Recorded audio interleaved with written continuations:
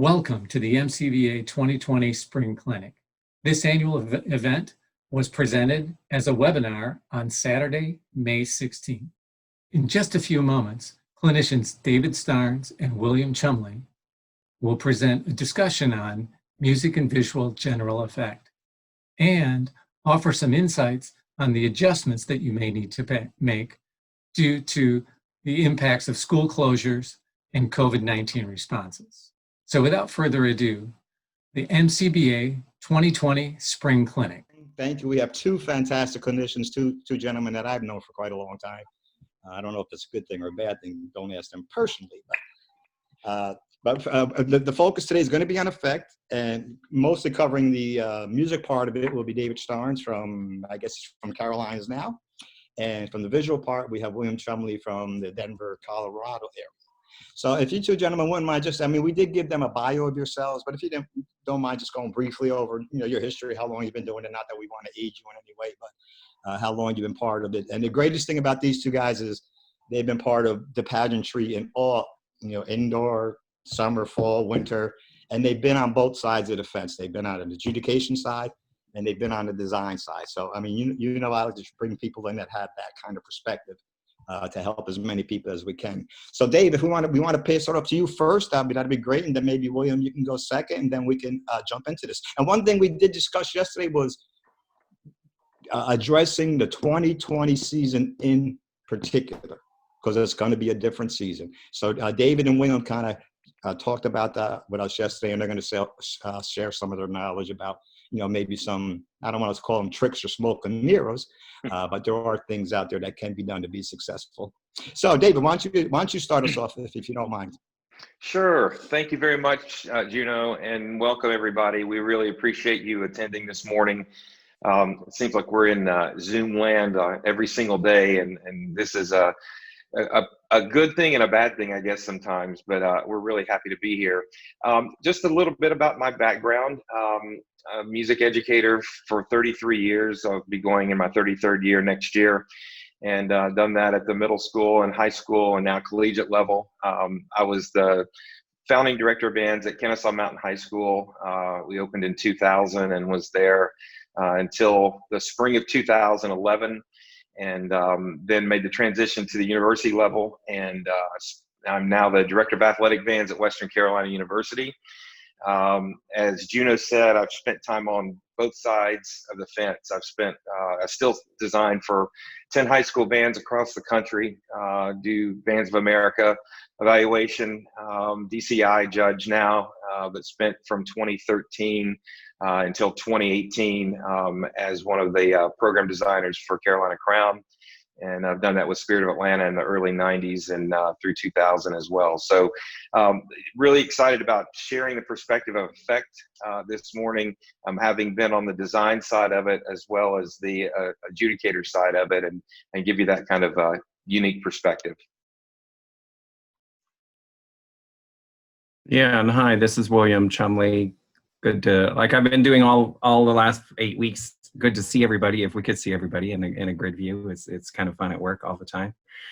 And as David mentioned, I was thinking about it from high school on, and getting into drill writing, and then teaching color guard, and then starting judging. So it's been 29 years of judging, and then 25 with DCI, and off and on teaching various high schools in marching band, drum corps, winter guard. So a lot of exposure. I think right now it's more fun to consult and help people figure out how to do their designs, and then to judge a lot more.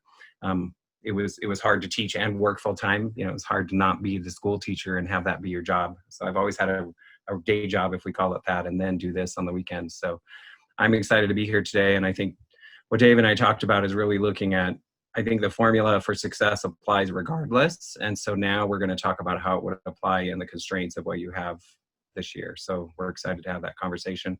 Please think of specific questions you have for your own unique situation or that might apply to everyone. And we're happy to talk about those today. Cool. Well, we're going to jump in real quick. And I want to kind of preface, and William said it and Gino said it very well. But we understand, I mean, when we were asked to do this clinic a year ago, this clinic looked a little bit different. This presentation looked a little bit different. And I've done probably a half a dozen of these in the last couple of weeks, and everybody said, don't come into this and tell us how to do design. In a perfect world, yes, that works. We are far from a perfect world right now. I was on the phone yesterday with Gary Markham from Bands of America, and we were talking about what does the fall season look like. And guys, it is so up in the air right now. And so much of this, as you know, is not even driven so much by whether bands are going to be able to do it or not. It's going to be, will the venues allow bands to even come in and be there? I mean, we're talking about, you know, an indoor arena or an indoor facility or a tight-knit small high school stadium.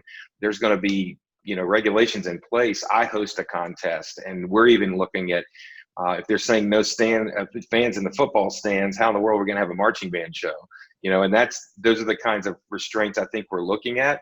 So I think what we want to offer today is taking what is the perfect world and narrowing the perfect world, but still keeping all of the elements of design and all the elements of engagement as a part of that show. It's like eating an Oreo double stuff or eating just a regular Oreo. You still are going to get the taste of the Oreo. It just may not be as bad for you, or something like that. So anyway, we're going to begin, and William created this really, really good slide. So let me share a screen with you guys.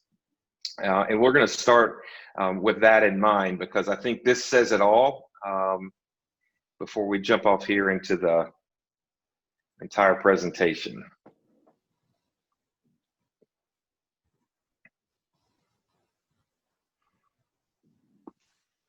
Okay, moderators, is that showing up okay? Can you let me know if that looks good? Looks good. Okay, very good. Okay, William. Yeah, this is an interesting paradigm shift that we use in my work in IT land around kind of how you would normally do a project plan for an event, which is very similar to your planning for your season. So on the left-hand side is somewhat the way we traditionally would have planned things, and you start with your grand ideas and you have a huge list of wishes you wish to get done, and then you start to estimate what it's going to cost and how much time you're going to take, and you work towards that, and you've got a planned outcome, what you would like to see and what you'd like to see as your goal. And so that's kind of the normal world. And what we've been seeing, and what I want you to think about today, and we'll talk about it some today and also in a couple of weeks when we're back, Dave and I talking about the specific captions, is really flip it around and think about the constraints you have, that your timeline is a fixed given that you won't really know. You don't have control over it. So think of it as a constraint. And maybe you start to say, we're going to limit costs. And I know there's budget cuts in Colorado and there'll be budget cuts everywhere. You know, what's that going to be? So maybe you take control of it. One of the themes we want to have is how you can control your plan, control your show, control your choices. And I think what I always like to say judging is we're looking for your choices and your smart choices, and do your choices fit together? And then who made better choices related to what they could achieve? And that's the theme that we want to get across to you today, that you can always have quality. So quality becomes the outcome of the agile approach if you think of everything else as a constraint. And can you have a whole show, a beginning, middle, end, a concept? Can we get an idea from you and an identity from you anytime you come out on the field? And so I think that formula applies regardless, but this year it may be more important to take that view and think about that first show and what that means, or what's going to happen later if you don't have rehearsal time, and how excellent can you get, and you know, how can you guarantee achievement as you go across the season. So this was a big paradigm shift that we wanted to have you consider, and it'll be some of the themes as we talk through today.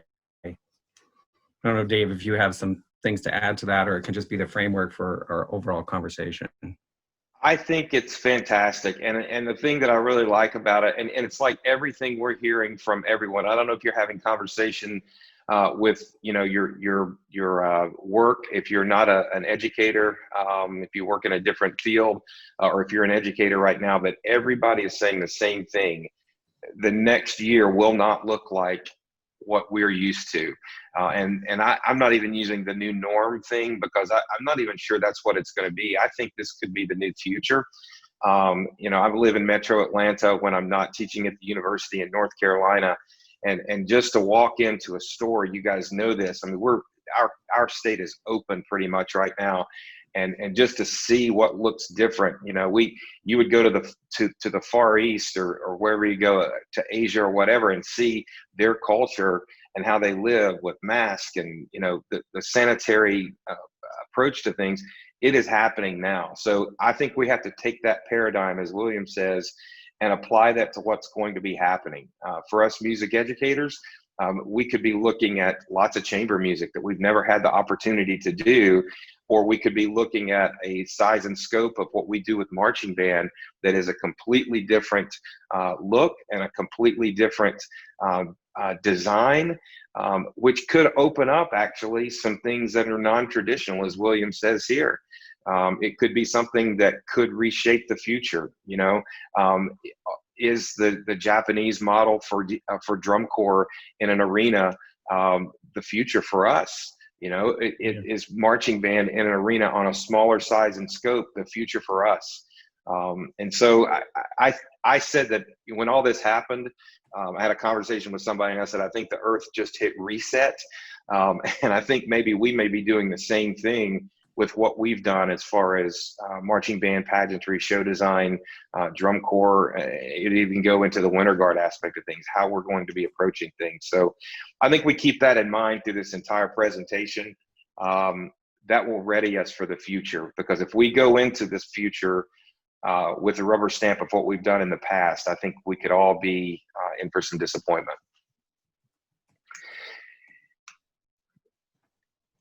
So since we're presenting in Michigan, I thought I'd put up a William D. Ravelli slide. He's somebody that's iconic to being a band director, obviously. And we're going to talk about this, William and I, from the band director perspective first, design from the band director perspective. However, I want the judge types that are in the room that maybe haven't been, in the classroom or teaching. I want you to consider, which I know that you do, but I want you to consider what that feels like on the band director side.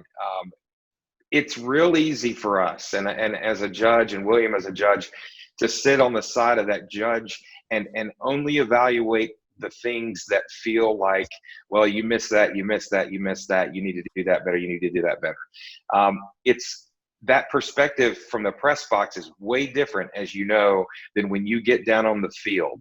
When you get down on the field and work with those students individually, somehow the design for me upstairs obviously changes, because you're not judging design downstairs. But the thing that you do see is the humanistic side of that. You see that student, you see that passion, you see that energy. I love judging from the field level, because that's why we all got into this, because of the passion and the energy that comes from the field level. Well, that's the passion and the energy that the band director sees every single day. And then a stranger picks up a microphone on a Saturday and then judges them from the press box, and you lose that perspective. So I think if we can take that mirror has two faces kind of thing and realize that there is a difference in the perspective of the band director and the perspective of the judge. And the same thing when we get to the judge side of this, that the band director has to understand that the judge has a job to do as well. So just something to think about. Will, you going to add anything to that as we move forward? Well, I like the end of your comment, because I think it helps if the more band directors understand the sheets and understand the evaluation process and could look objectively at the show themselves, the better their groups will be. But I want judges to be really thinking about, look at the constraints, look at the situation. You can tell as a band comes out often what is going on, or how you could flip your conversation around the criteria, how you could be better on the criteria given what you've chosen to do, given maybe the limitations. Having a more, I think, regardless of the season, a more understanding commentary, and say, hey, on the score sheet I can only give you this many points. Here's what I see, though. You're doing really well in this perspective, because I can tell what I think is going on. You can't know their rehearsal, but I think it's more of a partnership relationship, and the commentary would be helpful for everyone. Great. So Can I jump in, Dave? yes, go ahead. Yeah, I just want to reemphasize what David was saying. I think most of you know I pretty much love field. It's pretty much my zone that I feel most comfortable in, even though I still design and all those type of things. But being up close personal, it's so totally different than, like he was saying, going into the box. And I try to encourage even our local judges, if you're comfortable in the box, well, you need to get on the field and really understand what the performers are doing, not only physically, but mentally and the whole 9 yards, what's going on. That's kind of cool to see them come up off the turf with all these little black rubber dots all over their body, and they have no consciousness that that's even on their body because they're just into performance mode. So I encourage that if you're going out of state, don't be afraid to get into a zone where you're not comfortable, because that's how you grow as a judge, is doing a caption where you're not comfortable.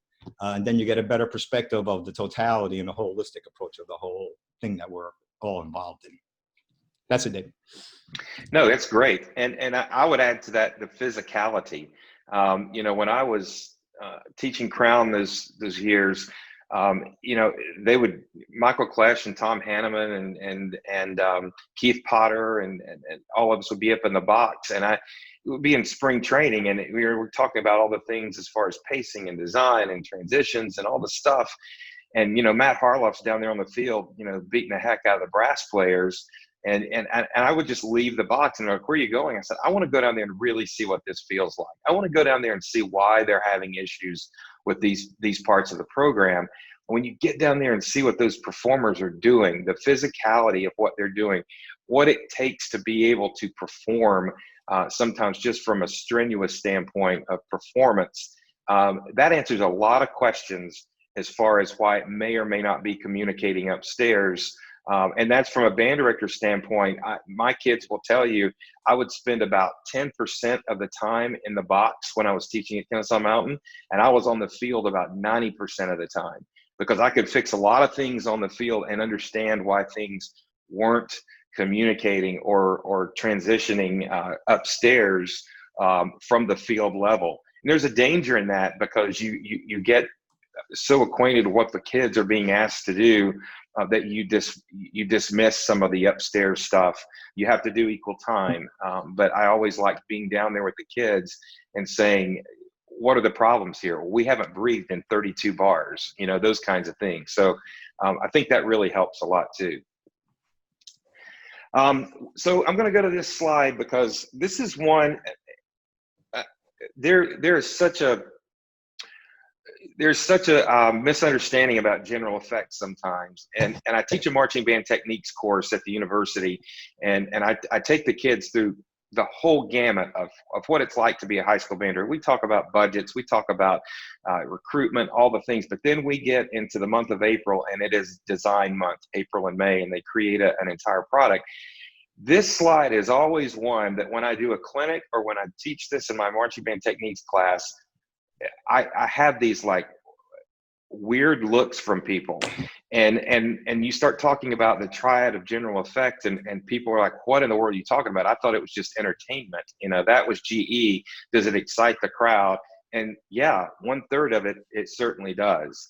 But when you talk about the emotional and the intellectual and the aesthetic piece of that from the band director standpoint, I tell my kids this, and I truly believe this, that you have to know where you come from within that triad of effect. Like when you design a show, and you design a show simply on the intellectual, you have to be very careful that you don't dismiss the aesthetic, or that you dismiss the emotional part of it, because we think complexity sometimes is impressive, and the complexity may be running on the intellectual.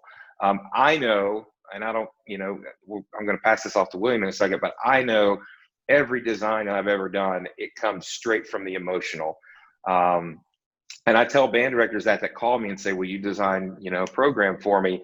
I say, you need to know what this is going to be, because it's going to be message driven. It's going to tug at the heartstrings. It's going to allow the audience access. It's going to cause the kids to become very emotional in the way they approach and perform the show, because all that to me becomes memorable. If you watch a great movie, and I'll use, one of my favorite movies of all time is Field of Dreams. I mean, I absolutely love that movie. And if you know the ending of that movie, the rest of that journey is totally worth it, because all the dots connect, and the aha moment happens. And when that happens, you don't ever forget it. And it's to the point you don't really want to watch the movie again, because you know how it ends, because the rest of the journey, it's already given away, And so for me, the emotional is the tag that makes the rest of that run. For me, it's about the emotional, and then probably the aesthetic, and then the intellectual for me typically comes last. And we're going to talk about a term that I use is intellectual fun, which is the aha moment of the emotional and the aesthetic. And that is, hey, Dad, want to have a catch? That for me is that's the intellectual piece, that after everything happens, you inside your brain know that was his dad the entire time. And I thought that, but I never heard that until I got to the very last statement of the movie. And then it comes full circle. So for me, that's the approach that I take. William, what's your take on that particular process?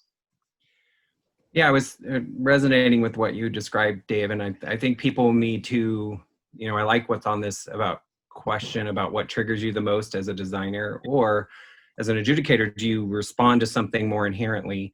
I think we can all be moved by emotions and emotional side first, and then we start to look for the rest. I think what's interesting to me is, humans make every decision based on emotion. We might try to be rational about it, but we don't. You make decisions based on some gut level feeling. And I think it seems that you need to make sure that that tag and that concept and that trigger is important and is recognizable. You want your kids to come back and have a great season. That's going to be an emotional thing. They're not going to care that much about the intellectual side of some of the concepts. I think, to me, it's about getting your ego out of the way, both as a judge and as a designer. And then I feel like the intellectual or aesthetic things can be painted on as you go, but you've got to have a good foundation.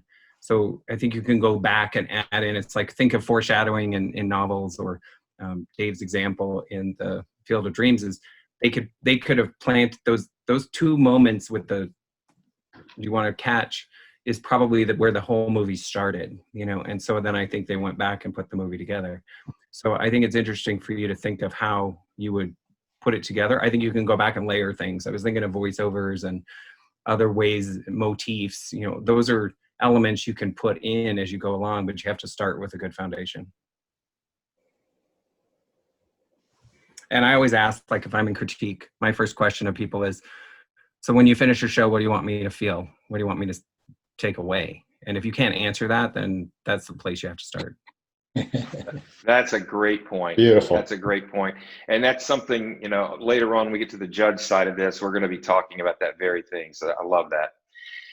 So as a band director, okay, and you can look at this, from the adjudicator side as well, and we will when we get to that side of the fence. But as a band director, when you're putting your show together, these are the things that I want you to think about, and as a judge as well. But the what we know on the general effect sheet is the repertoire, like what it is you're showing us performing, what are the things, the elements, the choices that you made for what that content is. And maybe content's a better word than repertoire. The how is how well you do it, how well you perform it, how well you sell it, how well you communicate it, how believable you are from telling that story. But this last thing is something that I started doing when I was, a high school director, because I wanted to ask myself the question, why? Why did I make the design choices that I did? Why did I ask the kids to do a certain thing? Why was that prop integral to the entire design? Why does the color guard costume look like it does in relationship to the concept of the program? And I believe as a judge, I'm doing that more and more, because there's certain moments in a show where the what and the how doesn't work for me. And I ask myself the question, why isn't this working for me? Now, Scott Coder said it best a couple of weeks ago. I had Scott on as a clinician for a thing that we were doing at the university.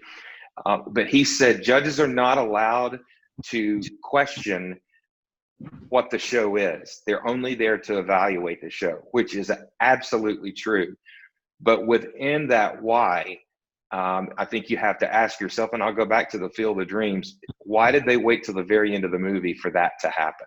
Why couldn't that have happened earlier in the movie? And then I would probably answer that by saying, because you would have to show, was there a relationship with the father and the son past that? It would have to progress to something else.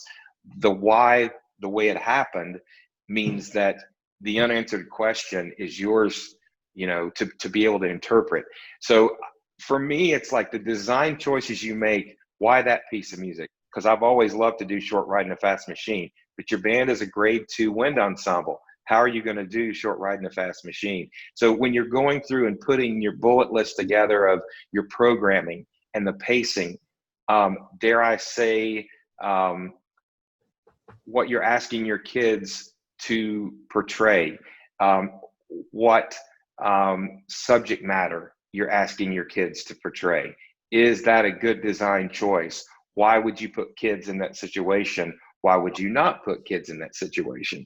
So for me, the GE thing, I wish we would add why as a part of that. And I think that would answer a lot of reasons of why the what and the how is not working. Or if it is working, that the why dictates that solution. Yeah, could I jump in? Or Gino, yeah, for sure. Yeah, I mean, just to expand on that a little bit more, is that more of a philosophy change with the why? Because I know that kind of got brought up maybe, I don't know, 5, 6, 7 years ago in some clinics, like or even a band or a summer group coming up to us and saying, we want you to consider why we're doing it as well. It's more than just that what or how aspect of it.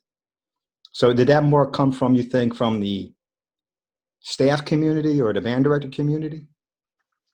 I think it's the staff community more than anything. Okay. Because I think many times staffs get into critiques, and we've all seen this happen, and you just ask the question, about why did you choose that piece of music, or what should I get from that particular aspect of things? Why is that important to your show? Or why did that piece of music, did you choose that because it didn't elicit this response? And so this is something that, I used to, with the Crown staff, we would talk about this stuff. Jim Coates would say, I want you to prepare the staff for a critique. Like, you've been on that side. What is it that a judge is going to come in there and say? And I'm saying staff in our terms today is the band director, right? Right. And then the community of judges is who we have to answer to. And I know you guys have critiques. So when I'm sitting with the Crown staff and we've just listened to tapes before we walk into, a critique, we're going through all the things that were said, but we're asking ourselves, that's a really good point. Why did we make that choice? So when we walk in here and they're going to ask us that, we need to have some sort of relevance about what that was within the storyboard. Beautiful. And I think, Juno, and I saw there was a question that came, or chat. To me, I always, in my head, it's a why question, but it's also a so what. It's like, what's the value? What's the point? How did it fit into your total plan? And so then we could say, if I just picked 3 pieces of music that Cirque du Soleil did, and that's my concept, then that could be your why. But then if someone says, I'm going to take it around the life and story of an acrobat and their journey through this experience, there may be layers that get added based on the choices. And so I feel that we want to be able to judge, and you get more value as the connection between why did you make your choice? Is it cohesive? When we talk in a couple of weeks, or in GE is the design, and what we've been talking a lot about is the plan. And if you have a unified design and a cohesive design, and you have things coordinated together, and you've picked your colors, I think that starts to all hold together. The minute something is out of place, that's when we start to ask this question, or why can't they achieve that part? Is it worth doing? I think there's a lot of conversations judges can have or ask on a file, but also that's why I always use that in my critique is, what's the point? What is your journey? What is it about? Do you just want the kids to have fun and you want to have a good season? Fine. Then we have a different conversation. If you want to win, that's a whole different conversation for us to talk through the sheets, so I think people have to know where they're coming from. And then we have to be I will often say, I don't need to know what your inspiration is, but I need to know that you have one, that I can see it. So. Yeah. And I think, from just a visual standpoint, because I know we have visual judges and music judges in the room, but if you walk into a house, and the walls are painted a certain, standard color, a beige or a khaki color, but the ceiling's pink, that's going to get your attention. And then the first thing you probably think of is, why would they do that? And it might be unanswered in that room until you walk to the next room, and the walls in that room are pink and the ceiling might be khaki, and then you go, oh, I got it, so it might not have anything to do with the episodes, but it might have more to do with the totality. And it might be a bookend opportunity, or it might be something that gets your attention and you see elements of that later on in the program. So I don't think that things coming from left field are a bad thing. I just think you have to answer the question of why you do it and have rationale behind it in the totality of the approach. If you answer that question at some point in the program, for me, that creates that intellectual fun. That's walking from one room to the next room, and the aha moment clicks in, and you go, then I got it. And that's a sellable motif. And with the chat question about the why, either driving the what or relating to the what, I think the way I always like to consider is, when you come out on the field, everything you've put there, you either consciously placed there or you've allowed to be there. And so you have to go through and make sure you choose and say, I haven't gotten to that yet. Well, that's going to affect something on the score sheet. But if you consciously chose it, then is it working? Yes, that's a whole different conversation as you go through the season. Anything else on that, Juno? Well, I mean, you guys are pretty strong into the opinion that the judge maybe, how some judges will say, hey, I just didn't get that part, or I didn't understand that part. It's okay for them to critique, to say, hey, why are you doing that, to get better reference to what they're evaluating. Absolutely. Okay.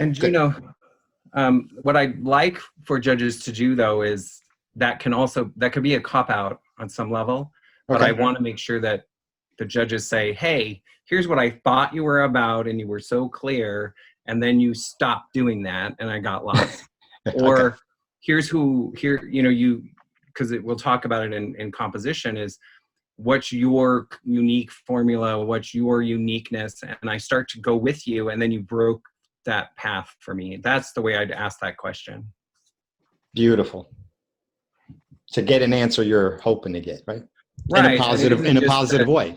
Yeah. It isn't just that, hey, I didn't get it and it didn't work. Well, Okay. dig a little further and give them more information. Or you could say, that I saw how you crafted that and I see where you were going. It didn't resolve well. That would be the effect kind of comment. Yeah. That didn't work. I saw what you were trying to do. So you get some credit, but somehow it failed. And then it could be you've got 3 of those that are exactly the same in your show. So can we add something different to 1 or 2 of them?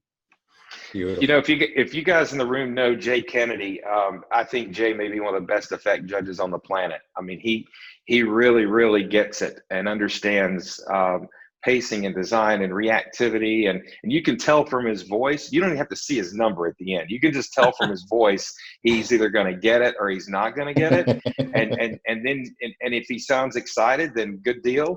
If he gets to the end of his tape and he leaves, the ... sign off, you probably don't want to see that number. But he equates general effect to a recipe, like a food recipe. Like all the ingredients that are in there, you can see it, you can smell it, but the proof in the pudding, quote unquote, is the taste. And that's really what William's talking about as far as that reactivity and what judges say. You don't want to be swayed by just the look and the smell of it. At the end of the day, it's the taste and it's the ingredients that you chose to create that design. It's the ingredients that you chose that created the takeaway, which is the taste. And I think that's an easy way for me to put that in perspective. And if you have one or two bad ingredients in there, it could leave a bad taste in your mouth. Cool. I think there's a question in the chat if somebody wanted to take a look at that or reposting. Yeah, there's a question about how to have a balanced approach to effect and not maybe emphasize why or certain aspects. And I think that's a tough one around what we're asking designers to do and band directors to do is you need to have a balanced view of your show and go back and say, if we're all about emotion, fine, but then do you want to add and layer in some other aspects? I think what we challenge judges to do is understand your propensities, what you lean into, what you like to talk about, and then make sure and balance the sheet. And so you can say, I've been moved and it's really effective. I wonder about the intellectual level. I haven't seen that aspect in the presentation so far. So we're asking judges to stay balanced. We're not emphasizing one over another. We're just saying that I think in any neighborhood, bands will be very similar, and then these become differentiators, that who's got a better why, who's got a better coordinated plan, who's got a better performance, and their kids understand it more.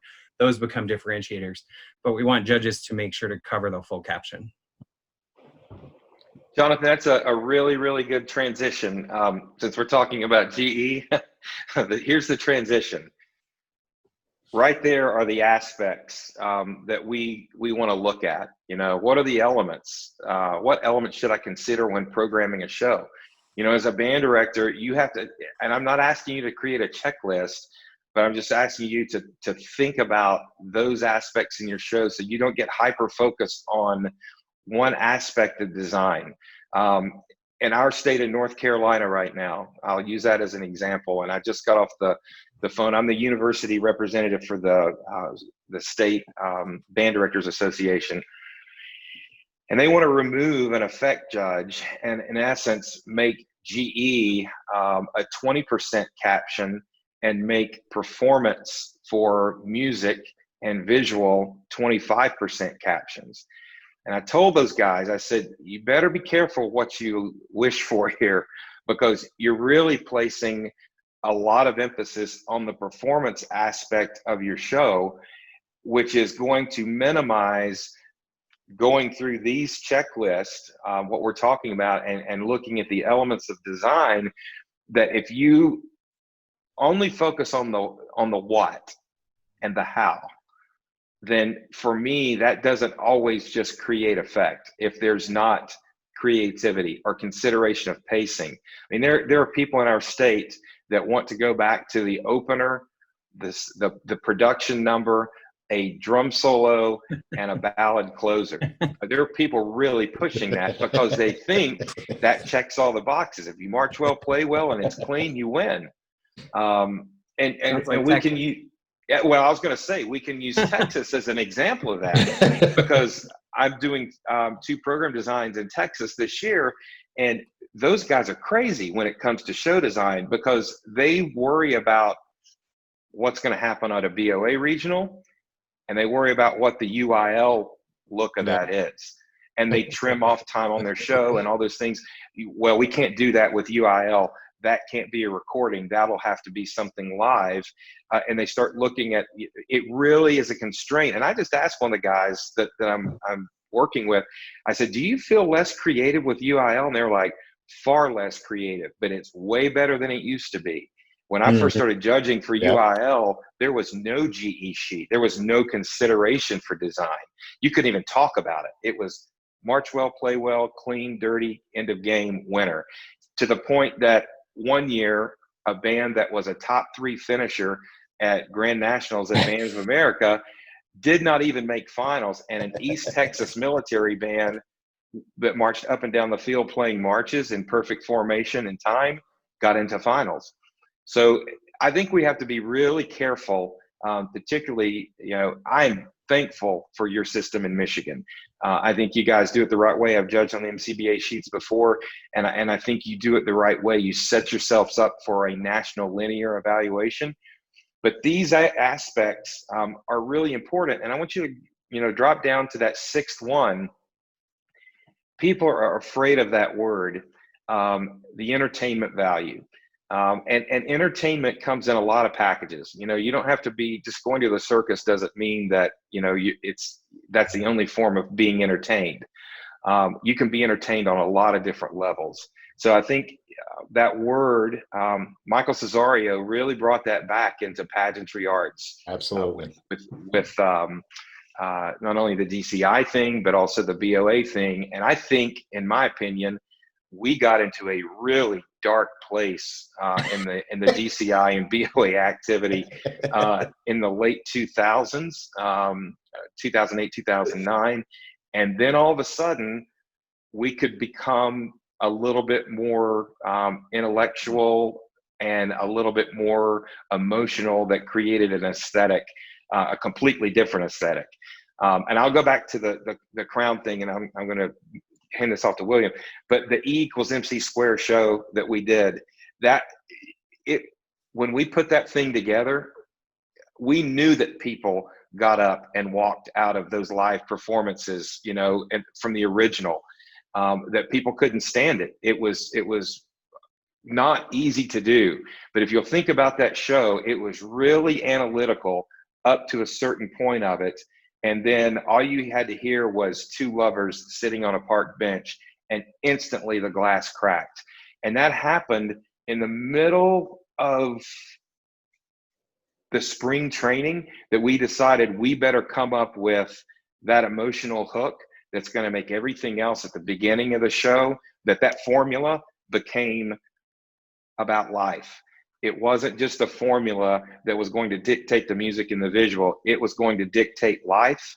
And when we moved in that area, a transformation completely took place, because we took the intellectual and we let the emotional drive the intellectual, which created an aesthetic at the end that I thought was pretty game changing as far as what that was, and something that no one else had done, well, besides wearing purple pants. But those things happened, and we felt like we're onto something right now, because we've been able to maintain the sophistication, but we brought in the tearjerker at the same time. That's a really, really hard thing to do.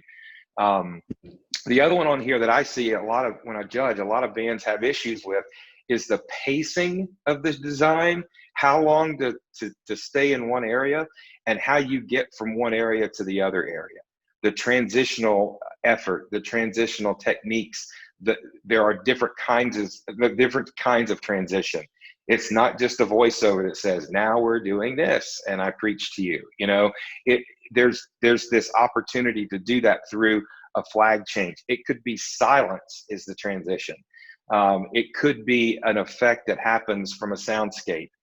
It could be a solo person performing a musical solo as a soliloquy. There's all kinds of those transitions, but I don't think we talk about transitions too much, and it's going from one side of the riverbank to the other side, and you want to get there, but there's other ways of getting there besides just the bridge. You have to think about, should I swim over there? Should I take a helicopter over there? There are other options. And so don't just lean on one kind of transition. And I would say, as a judge, recognize those efforts of transition. Recognize the efforts of, you really made a smart choice here. I saw this kind leading up to this point, and boy, did you take me to another area. That was masterful. So it's about the artistry and how we deal with those transitions. William? Yeah, and I think that this goes to the earlier question of judges. All these elements are on the score sheet. And so I think we need to make sure and speak to and look to each one and have a comment about them. I think for the band directors, as you start considering this season, what's interesting to me is no matter what, you would go down this checklist and look at answering each of these questions. And then I think you may have to be in a mode this year of what does this look like today? And then every 30 days or every so many days, you're going to have to revisit it and maybe go, oh, now it changed and I only have a 6-week season and I have a 4-week season. Then what does it mean to these elements and aspects? And I think what's interesting to me is, Dave talked about it earlier, take the constraints of this season. And if maybe you start out with more of the limitations in your plan, then you can always add more later. But you need to have something that's successful early, that makes sense early, that ticks these boxes early, that makes you unique. I think it's really important to say that if the performers are into it, they're going to be more effective. I always like to have, if you're worried or trying to figure out transitions, is once you have the concept and the thought of the show, then have the performers maybe experiment and show you things that maybe you can pick and they can buy into it more. Then they could do these parts. You know, how can we come up with 6 ways we could do this transition?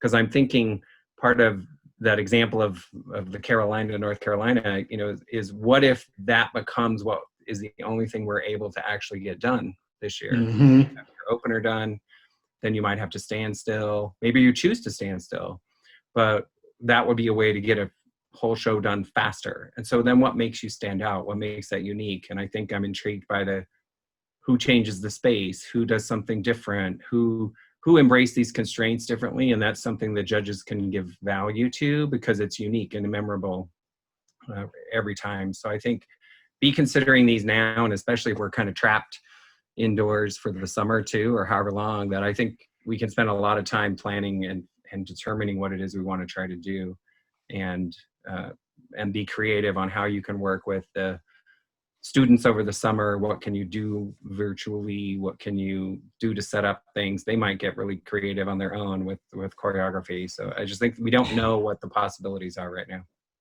And you know, to William's point too, I was talking with a band director the other day. It was a band director in Kentucky, and their stipend for their extracurricular has been removed. And he said, I don't know if it's going to come back or not. If it does, great. If it doesn't, we're working for marching band for free. And I said, what are you going to do right now? And he said, you know, we're just strapped financially. And this is a big program in Kentucky. It was a really, you would know this band. They're Bands of America semifinalists. And I said, what are your plans to do? And he said, I've got enough money right now to get me through the opener. And I said, wow. And he said, and if we make it past that, I don't know how I'm going to finish the show. And I said to him, maybe then you take the potential that you may not be able to finish this show. Yeah. And now's the time to do this, band directors, is to go, you know, I programmed a 2-minute and 30-second opener. That's going to be 1:45 now. And I programmed a 2.5-minute ballad. That's going to be 2 minutes now. And you just start backing up and truncating the edges, you know, and the people that are going to do this really well, they're going to look like they were like, you know, fortune tellers, because they're at the end of it, they're going to be people with a 2.5-3-minute opener and then barely anything because they didn't have time to finish their show, versus the people that say, I'm going to trim a little bit off of everything, and it may be a shorter show, but it's also going to be a complete show. And it's going to allow me, the director, the opportunity to put a complete show out there. My drill writer is Jamie Thompson at the university, and I called him a month ago, and I said, well, I know this. We're not doing 125 sets at the university. I said, it's going to be 60 to 70, and we may be standing still for a lot of time, or we may be doing a lot of fixed choreography as far as, you know, fixed motion choreography. We may trim music. Doug Thrower writes my music, and I called Doug yesterday and I said, I'm looking at the opener, and if I'm going to practice what I preach, we're about 30 seconds longer than we probably need to be at this point, if we even get to perform. We're supposed to perform at Grand Nationals this year as one of the exhibition bands. It's us in Ohio State. And, you know, looking that far into the future, much less past football games, is going like, how much time and money and effort do I really want to put into the programming of this thing if it may or may not even come to fruition. Right. But I can tell you this, these things that are on the screen are constant considerations. I have 4 versions of my opener right now, and I have a meeting with Doug this afternoon because there are aspects of this that I can't check the boxes with yet. So I think those are the kinds of things I would be thinking about if I were in your shoes. And Gino, maybe this is something, you want to comment to the directors on, just from the evaluation side of things about how you guys might be approaching that. Yeah, I mean, again, specifically, I think tolerance is going to be a big thing as far as the adjudication side. Expectations and things of that nature, I think, are going to have to change, regardless if you're doing a local small show or whether you're doing a BOA regional. I think it's going to definitely be different. There's no doubt about it. And as long as you can remain that same tolerance for the entire year, basically, is what you should do. But at least for show to show to show, I think that's going to be beneficial. And I don't think there should be any expectations because we don't know what we're getting into, to be honest with you. It's all new. Some of your teaching techniques might be new. There's just going to be a ton of new stuff that's going out there. And as an adjudicator, you got to be accepting to all options. Again, they make the decisions and we kind of evaluate the decisions. I mean, that's what it comes down to, basically. Like William said earlier, you might say, I'm not quite understanding what you were getting there. I understood the show for the first 5 minutes, and then you kind of went off the rails for the last minute or whatever. Well, maybe they have a plan in mind. They just haven't gotten to it yet. So obviously you can't evaluate that until they actually give you what they have. But it may be minimal effects. It may be things, they may not be as well trained anymore because time constraints on band directors, on band kids, it's going to be a lot less time, regardless. And budgets, and how budgets really hurt all programs, not just marching band. I mean, you can go into a choir program, every program, it hurts all of them. And for sure in Michigan, they've already talking about the 25% that Chuck talked earlier, cutting 25% of funding for schools. And that the fine arts are always the first one to get the first slash. That's just the way they think it should be. And of course it should be the totally opposite, but that's another day for a different discussion. So again, just the more tolerance, and these are things we'll cover in August and September, a little more in depth as far as, what's our expectations from you as an adjudicator as far as input. We may have to change how we're judging too as well. I mean, and all those things we won't know really until the next few months. I mean, who knows, maybe in a month things will be whatever. Nobody knows. 30 days ago, this was totally different than what it is today. So you can only imagine 90 days from now what it's going to be or what it could be. Nobody really knows. So, I'm gonna, most of you that know that I judge, I'm pretty tolerant. I'm pretty forgiving. I'm always going to side on the student side because that's, they're the one that's putting in the hard work and sweat. So maybe I'll ask you to be even more considerate of the students and what they're going through, not just in marching band, but just in their daily lives. Marching band might be their getaway, which is a great thing, obviously, because all the pageantries are fantastic for the students. So there's some of the things that we're going to have to keep in mind as we go. And we're really not good. And I mean, it's possible we don't have shows until October. Who knows? I mean, we just don't know what's going to happen. But again, just keep in mind, students won't be with other students like they were in the past. That's for sure. So having things come out as highly performance-wise and executed, I don't think that's going to really happen unless we, even as designers, you start writing smarter, writing things that kids can achieve. Because, I've always been a strong believer it's an achievement-based activity, all the activities. I know yes, the design team is always more about what we're doing. I would say the judging community is more about how you're doing it, I think. I mean, we do consider the what, but eventually the performance quality needs to be at its highest. Now, the one question that kind of relates to this that was put up there, they wanted to know how much does the how affect the general effect? Let me read it exactly. Hang on one second. How much does performance level affect GE evaluation?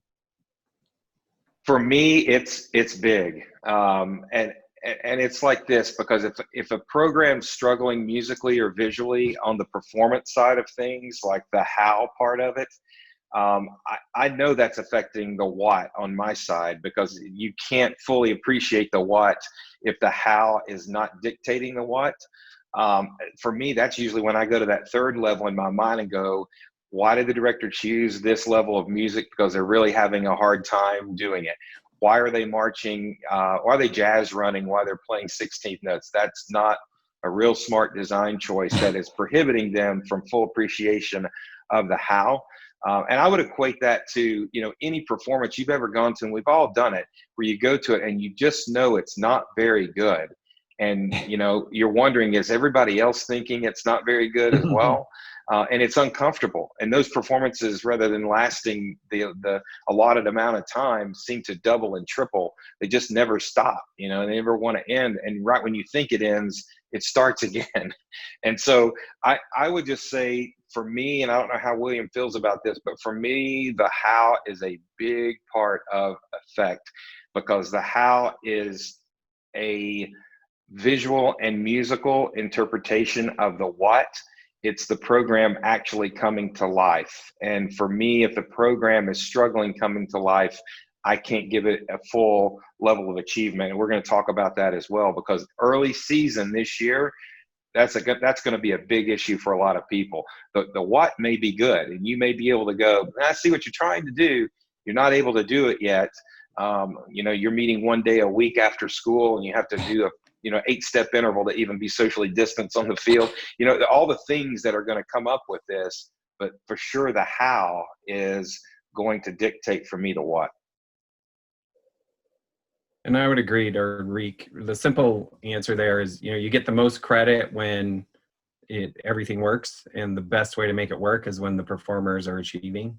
And so you could be emotional and be dirty, but something else may be going on. And I think this is a moment to remind the GE judges on both sides, music and visual, should be commenting on the other aspects and how that goes together with getting total credit. That I often comment on, if they're not really able to play a section, that should affect your visual performance effect, because they're not communicating, or vice versa. When something musically strong and they're able to achieve that visually, then there needs to be a crossover to see the totality. I think what we're asking you to consider today is have a complete package, have a beginning, middle, and an end, have an idea, have an identity. That entertainment question to me was about, we've seen every drum corps and all the marching bands become very unique. And I think that's the key way to stand out, is the minute you all can do you, don't do somebody else, then I think you start to be more successful. And that means matching your kids' level of achievement, your level of design, really working through that conceptually. Yeah, and there's something that's posted by Matt, which I think is a really good idea for the directors that are having a hard time to grasp, maybe doing less time and everything. But there are fully done shows in winter, whether it be winds, percussion, or guard, that tell their story in 5 to 6 minutes. So maybe just looking at that and see how they program things and see how they make it work, just to get ideas if you have no ideas on how to maybe approach this. There's plenty of successful programs that you could watch on the WGI. Well, I guess they post some of the things. I don't know how much they post, but they're able to make complete shows in 5 minutes and tell the great stories. And so there's some opportunities out there. You're just gonna have to research a little. Jane asked a really good question here about what ideas do you have for rehearsing in small groups as things open up. They're opening up in partial basis. We can only meet 10, 25, 50. What are some ideas for this issue? And I was talking to a director the other day. They were going to do a full competitive season in their state. I was a director in South Carolina, and then they were told you can't travel out of state. They couldn't go to any regionals, and they were going to be looking at a minimized time of being with their students. So he dropped back and said, I had this idea last night, and I'm not saying, this is the be all end all, but it's the formula for, he said, I decided I was going to do a young person's guide to the marching band show. And I was going to rehearse groups in chamber settings of 10 to 15 to 20 in woodwinds and brass. and then percussion as well. And then those chamber groups were going to increase into choirs. And so the 15 to 20 may be 35 or 40 or whatever that is. And then that was actually going to be the footprint for his program, that it was going to start in small micro groups and then bloom into more macro groups, exposing the micro groups from, a choir standpoint. And then one movement, which was the end of the show, he was going to build as a full ensemble moment, hoping that by the time we get to later in the season, we would be able to garner more and more opportunity to be in larger groups, kind of like the NCAA's phasing of coming into first 3 groups. And I said, well, what are you going to do if you never get to that point? He said, I've already thought about that. The woodwinds are going to be on side 1. The brass are going to be on side 2.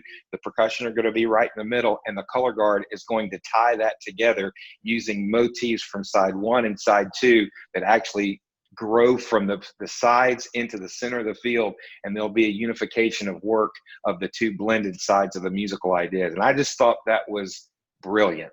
And I think it addresses, what we're saying about if we have to come back in small groups, the potential now is to maybe look at our programs and say, how could we make this a micro macro kind of approach, and actually show that you're trying to do what society is asking. I think that's going to be real important. And I'm going to say this because I don't know what your state, I know what your state's dealing with right now, because there's a lot of restriction.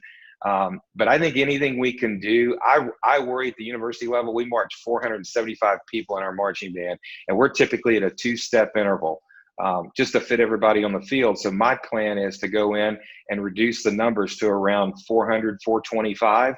And I've already talked to Jamie about opening us up to a 4-step interval. And we talked the other day, and I said, give me a 4-step, which gives us the 6-foot distance between people. I said, what are our options there? And he said, well, the way you've got things set up, there's a lot of block opportunity. There's a lot of follow the lead of the opportunity. There's a lot of opportunity to do A-B drill in that kind of thing. And we can still show that. We can use windows. It's not about just playing in the files. We can use windows and still get that the depth of that. So I'm already thinking about those kinds of things, because I can think of nothing better if we're going to save. I know I'm getting on a soapbox, guys, but just bear with me. If we're going to save the marching band activity because it is a group activity, we better do everything we can to show that this is possible. For right now, this is possible, so it just doesn't become you're done. And I also say this, our university, and you guys are going to go through this as well in your school districts, they're going to put some classes all online. And I'm on a task force for the university right now about what the difference is in a music student's ability to do this. We can't teach like this. I mean, there's no way that we can, because we teach practical application. Design is practical application. Performance is practical application. So we have to figure out ways of modifying the practical application and the approach of the practical application so we can still have a totality of experience for not only the students, but for an audience. Even if that audience is 100 people or 50 people or no people and everything is being live streamed. I think we have to really start to think about that. And I love that Jane asked that question, because I think that's going to be something we can do. And that can create, again, that intellectual fun of the aha, look what you did, good on you, way to go. So I really think that's something that you can consider right now. And I'll be looking forward to seeing how people approach that.